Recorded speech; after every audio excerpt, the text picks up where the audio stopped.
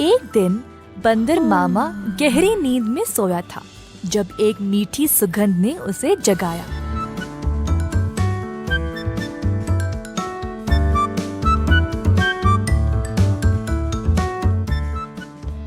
अपनी टोपी और जूते पहनकर बाहर निकल पड़ा खुशबू सूंघते सूंघते। बंदर मामा ने देखा कि ये सुगंध एक मिठाई की दुकान से आ रही थी। अंदर गया तो उसने कई प्रकार के मिठाइयों को देखा। एक लड्डू को देखकर बंदर के मुंह में पानी आ गया। जैसे ही बंदर लड्डू को उठाने गया, दुकान की मालकिन भालू ने बंदर का हाथ पकड़ के रोक दिया। बंदर भालू की ओर देखकर डर गया, तुरंत पीछे मुड़कर रोते रोते घर वापस भाग गया। टोपी और जूते को निकाल फेंक के निराश बैठा रहा कि मिठाई खाने को नहीं मिली। भालू काफी आलसी थी। जब उसने देखा कि बंदर उसकी मिठाइयों की सुगंध को सूंघ कर आया, उसके दिमाग में एक विचार आया। भालू अपने दुकान में मिठाई संवारने के लिए बहुत आलसी थी, तो उसने सोचा कि वह सारे जानवरों को मिठाई की सुगंध से आकर्षित करके उन सब से सारा काम करवाएगी। अगले दिन भालू जानबूझ के मिठाई हाथ में लिए सड़क पर चलने लगी। मिठाइयों की सुगंध से सब जानवरों को आकर्षित करे, यही थी उसकी योजना।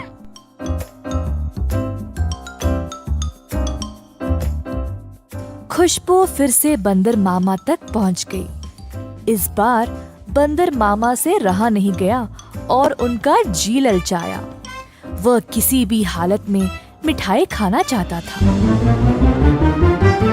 बंदर मामा चुपके से दुकान के बाजू वाले पेड़ पर लटकने लगा। जब भालू देख नहीं रही थी, तब बंदर मामा ने लड्डू उठाया और झट से मुंह में डाला। परंतु लड्डू गरम गरम था और बंदर मामा का मुंह ही जल गया। बंदर मामा को बहुत गुस्सा था। जल्दी घर भागा और पानी पी लिया। फिर से अपनी टोपी और जूते निकाल फेंक के रोने लगा। एक छोटा चूहा खिड़की से अंदर आकर बंदर मामा से पूछा कि हुआ क्या। बंदर ने सारी घटना चूहे को सुनाई। चूहे ने बोला कि उसके साथ भी ऐसा ही कुछ हुआ था। हमारे साथ भी कुछ ऐसा ही हुआ था। हमें भी वो मिठाई चखनी है। मेरे पास एक योजना है, लेकिन कुछ दोस्तों की मदद की आवश्यकता होगी। चूहा जल्दी से गया और कुछ दोस्तों को लेकर बंदर मामा के घर वापस आया। चूहे की योजना के अनुसार सारे जानवर दुकान के खुलने से पहले ही वहां पहुंच गए। दुकान के पीछे के रास्ते से एक सुराख बनाया और अंदर घुस गए। एक बंदर सारे मिठाइयों को देखकर ललचा गया। जोश में आकर कूदने लगा और नाचते नाचते केक के मिश्रण में गिर पड़ा। एक और बंदर एक बड़े से बाल्टी में झांका, ये सोचकर कि अंदर मिठाई होंगे, और फिसल के उसी के अंदर गिर गया। तीसरे बंदर ने एक बड़ी गोल सी थाली पर लड्डू देखा। थाली की ओर दौड़ा और लड्डू खाने की कोशिश की, परंतु थाली गोल गोल घूमने लगी। बंदर लड्डू के पीछे भागता रहा और थाली रुकने का नाम ही नहीं ले रही थी। इसी दौरान भालू दुकान पर आ पहुंची। एक बंदर केक के मिश्रण में फंसा था, दूसरा बड़े बाल्टी में और तीसरा बस लड्डू के पीछे गोल गोल घूम रहा था।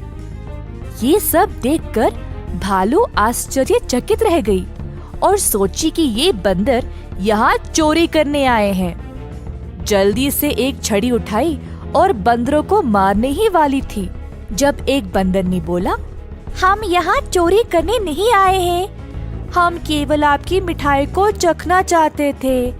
इनकी सुगंध इतनी मजेदार है, बस हमसे रहा नहीं गया। भालू ये सुनकर जोर से हंसने लगी।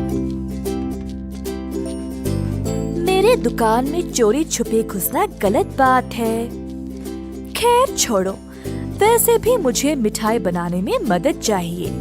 अगर तुम लोग हर रोज मेरी सहायता करोगे तो मैं तुम्हें अच्छे अच्छे मिठाई खाने के लिए दूंगी। ये सुनकर बंदर मामा और उसके दोस्त खुश हो गए।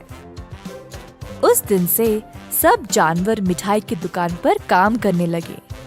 भालू ने अच्छे से बंदरों का फायदा उठाया, बंदरों से मिठाई बनवाई और सजा सवार के रखवाया भी। मिठाई बेचने का काम भी बंदरों को ही दे दिया और भालू सिर्फ बैठ के मजे ले रही थी। भालू का पति ये सब देख रहा था।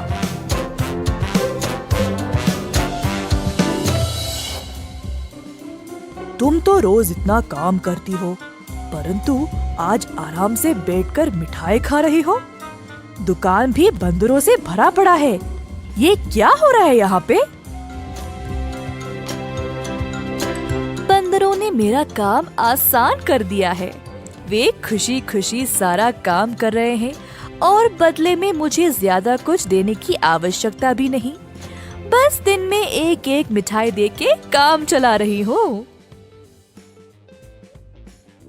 बंदर मामा कोने में इन दोनों की बातें सुन रहा था और ये सब जानकर उसे बुरा लगा।